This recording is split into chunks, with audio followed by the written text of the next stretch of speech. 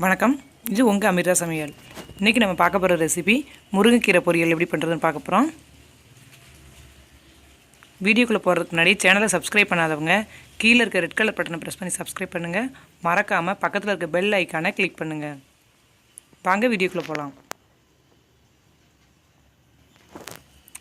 1 cup முருங்கைக்கீரை எடுத்து வச்சுருக்கேன். ஒரு 1/2 கப் சின்ன வெங்காயம் சின்னதாக கட் பண்ணது, 2 ஸ்பூன் பாசிப்பருப்பு நனைய வச்சுருக்கேன்.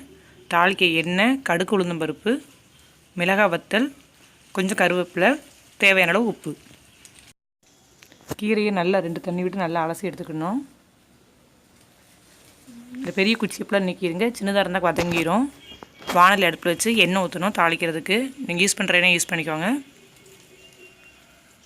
ஃபஸ்ட்டு கடுகு, உளுந்தம் பருப்பு போடணும். கடுகு நல்லா வெடிக்க ஆரம்பித்ததும்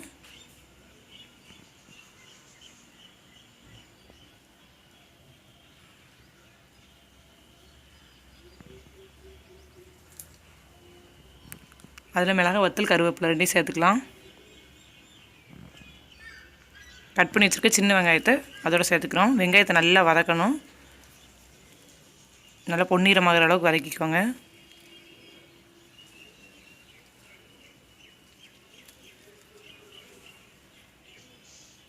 வெங்காயம் வதங்கிடுச்சு.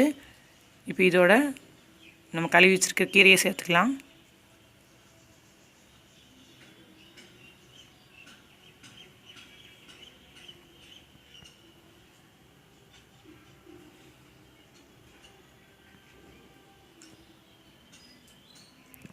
ஊற வச்சுருக்க பருப்பை இதோட சேர்த்துக்கலாம். பாசிப்பருப்பு இப்போ மட்டும் சேர்த்தோன்னா கீரை வெந்துடும், பருப்பு வேகாது. அதனால தான் ஒரு 20 நிமிஷம் ஊற வச்சுருக்கேன்.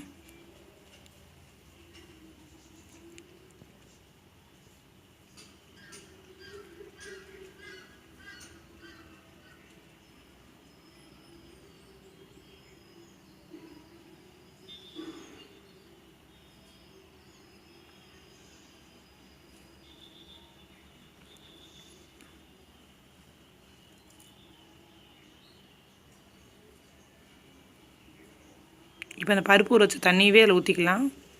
ரொம்ப தண்ணி வேண்டாம், கொஞ்சம் வேகிற அளவுக்கு மட்டும்.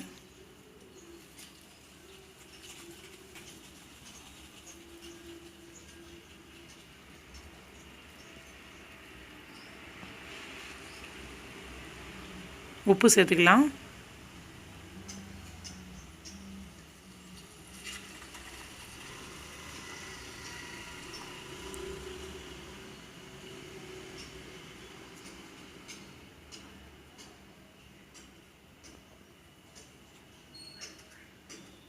நல்லா அப்படியே வேகட்டும்.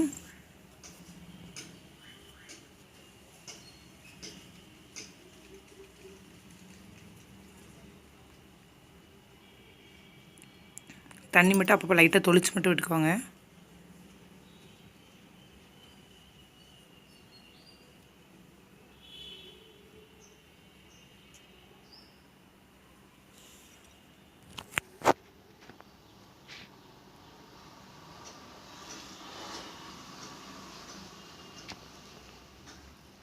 கீரை வெந்துருச்சு. இப்போ இதில் நம்ம 2 ஸ்பூன் தேங்காய் பூ சேர்த்துக்கலாம்.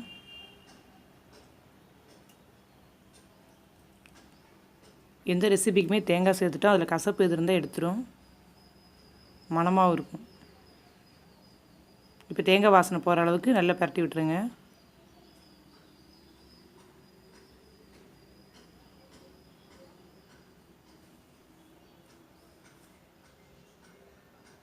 ஏற்கனவே உப்பு போட்டிருக்கோம், உப்பு கம்மியாக இருந்தால் இப்போ சேர்த்துக்கலாம்.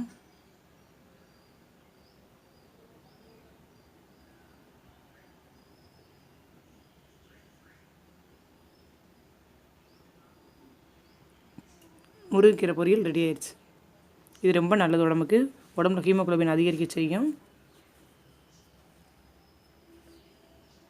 இதை நீங்கள் வீட்டில் ட்ரை பண்ணி பாருங்கள். இந்த வீடியோ உங்களுக்கு பிடிச்சிருந்ததுன்னா லைக் பண்ணுங்கள், கமெண்ட் பண்ணுங்கள். மறக்காமல் அமிர்தா சமையலை சப்ஸ்கிரைப் பண்ணுங்கள்.